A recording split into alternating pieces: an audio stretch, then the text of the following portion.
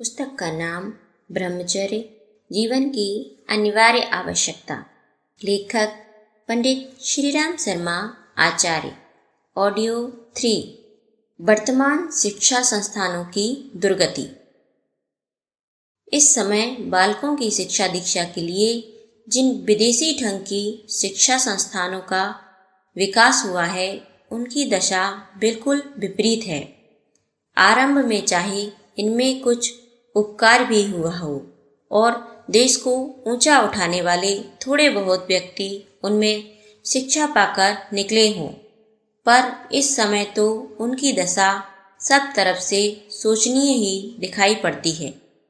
यद्यपि उनकी संख्या बहुत बढ़ गई है और उनमें विद्यार्थियों की भीड़ भी बहुत अधिक रहने लगी है, पर उनकी उत्कृष्टता का दिन पर दिन ह्रास होता जाता है।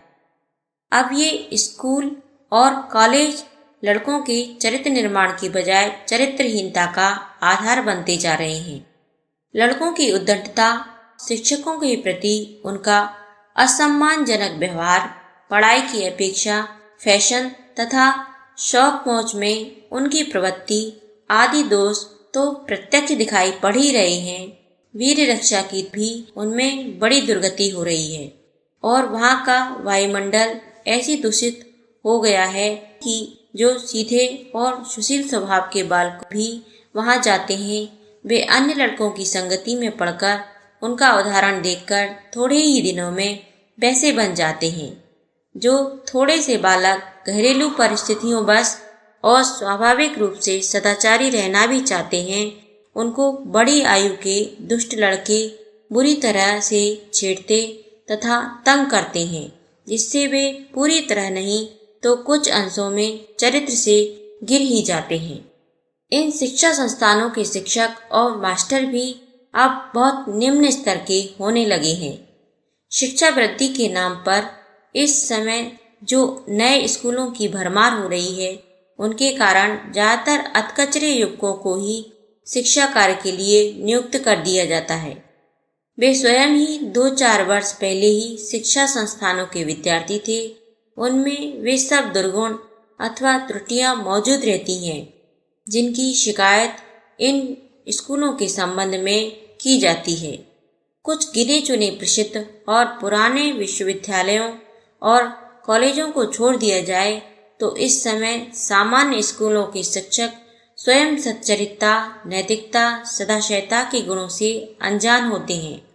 उनको कभी इन गुणों की शिक्षा प्राप्त करने या अभ्यास करने का अवसर ही नहीं मिला, अतः वे इसके महत्व और शिक्षण विधि को समझ भी कैसे सकते हैं। इसलिए वे लड़कों के चरित्र और सद्गुणों पर न तो ध्यान दे सकते हैं और न उनकी योग्यता रखते हैं। अनेक शिक्षक तो स्वयं चरित्रहीनता के दोषी पाए गए हैं और उनके संसर्ग से लड़कों के बिगड़ जाने की शिकायतें प्राप्त होती रहती हैं। यह दशा वास्तव में बड़ी भयजनक है। जब रक्षक ही भक्षक बन जाए तो सुधार और उन्नति की आशा ही कैसे की जा सकती है। माँ बाप स्वयं तो प्रायः इन विषयों से अनजान होते हैं और उनको अपने अन्य जीवन निर्वाह संबंधी कार्यों से इतना अवकाश भी नहीं मिलता जिससे स्वयं बालकों की ठीक ठीक देख रेख, उनको सुमार्ग पर चलने की व्यवस्था कर सकें। साथ ही अधिकांश घरों में बालकों के प्रति जिस प्रकार का गलत तरीके का लाड़ प्यार रखा जाता है, उसके कारण वे स्वयं बालकों पर उचित अनुशासन रखने में भी समर्थ नहीं होते। उनको निरुपाय होकर अपने बालकों को इन्हीं स्कूलों के भरोसे छोड़ना पड़ता है। घरों की असंतोषजनक व्यवस्था। इन परिस्थितियों में बालकों को ब्रह्मचर्य की शिक्षा मिलने और किशोर अवस्था में प्रयत्न पूर्वक वीर रक्षा कर सकने की संभावना ही कहाँ रहती है। फिर हमारे घरों का वातावरण भी इसके प्रतिकूल ही रहता है। अधिकांश माँ बाप और अन्य वयस्क लोग छोटे बच्चों को अनजान समझकर उनके सामने या समीप रहते ही दाम्पत्य जीवन संबंधी वार्तालाप या व्यवहार किया करते हैं। गरीब श्रेणी के लोगों के तो घर भी इतने छोटे रहते हैं कि उनमें बालकों के पृथक रह सकने की गुंजाइश ही नहीं रहती। एक तो छोटे कमरों में ही सबको रहना सहना और जीवन यापन के सब काम करने पड़ते हैं। इस अवस्था में बालकों का स्वस्थ मनोविकास असंभव हो जाता है। एक तरफ तो अभिभावक गण संकोच अथवा सामर्थ्य के अभाव से उनको सच्चरित्रता और ब्रह्मचर्य की शिक्षा स्वयं नहीं दे सकते और दूसरे उनको बहुत छोटी आयु से ही काम विकार संबंधी बातें सुनने और देखने का मौका मिलता रहता है। इससे वे 4-5 वर्ष की छोटी आयु से स्त्री पुरुषों के गुप्त अंगों के विषय में जान जाते हैं और चर्चा भी करने लगते हैं। देखने में तो यह आता है कि घर के बड़े लोग छोटे बच्चों के मुंह से अश्लील शब्दों को सुनकर हंसते रहते हैं और कितने ही तो उनको छेड़छाड़ कर अपना मनोविनोद करते हैं। जब आगे चलकर इसका परिणाम बुरा निकलता है और लड़का कुमारगामी बन जाता है तब उनको गलती का अनुभव होता है। घरों का अन्य रहन सहन, खान पान तथा व्यसनों का अभ्यास भी ऐसा होता है जिसमें रहकर ब्रह्मचर्य की संभावना मिट जाती है। भारतीय माँ बापों में शायद ही एक तो ऐसे होते हों जो बालकों के विशेष खान पान का ध्यान रखते हों, नहीं तो सर्वत्र जैसा मिर्च मसालेदार उत्तेजक गरिष्ठ अप्राकृतिक भोजन स्वयं किया जाता है वैसा ही बच्चों के लिए भी दे दिया जाता है। इतना ही क्यों, घर के वातावरण से बहुत छोटी अवस्था में ही बालक बीड़ी सिगरेट भांग शराब आदि जैसे हानिकारक पदार्थों का व्यवहार भी सीख जाते हैं। जब घर के सब लोग इसको काम में लाते हों तो बालकों पर नियंत्रण रख सकना कठिन हो जाता है। आजकल 6-7 वर्ष के बालक भी बीड़ी पीते दिखे जाते हैं। यह उनके घरों के दूषित वातावरण का ही परिणाम है। इतना ही क्यों, जिन घरों में या जातियों में हुक्का भंग मदिरा आदि का खुले तौर पर प्रचार है, वे स्वयं ही अपने बालकों को आरंभिक अवस्था से थोड़ा थोड़ा करके इनकी आदत डालते जाते हैं, जिससे बड़े होने पर उनको पूरी तरह से ये व्यसन लग जाते हैं। ये सब उत्तेजक और नशे के पदार्थ ब्रह्मचर्य अथवा वीर रक्षा के विरोधी हैं। बड़ी आयु में भी इनके कारण काम विकार पैदा होता है और वीर दूषित होता है। बालकपन में इसका प्रयोग करने से तो जड़ पर ही कुठाराघात होता है और ऐसे लड़के 10-15 वर्ष की आयु में ही किसी न किसी तरह वीरपात करने लग जाते हैं। जिस तत्व को शरीर का राजा कहा जाता है और बल ओज तेज साहस उत्साह आदि सब जिससे स्थिर रहते हैं उसको नष्ट करके ये आगामी जीवन में सुख शांति और सफलता किस प्रकार पा सकते हैं।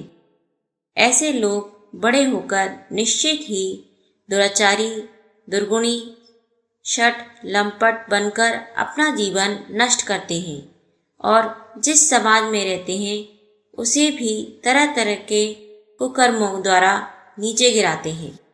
सिनेमा की सत्यानाशी हवा।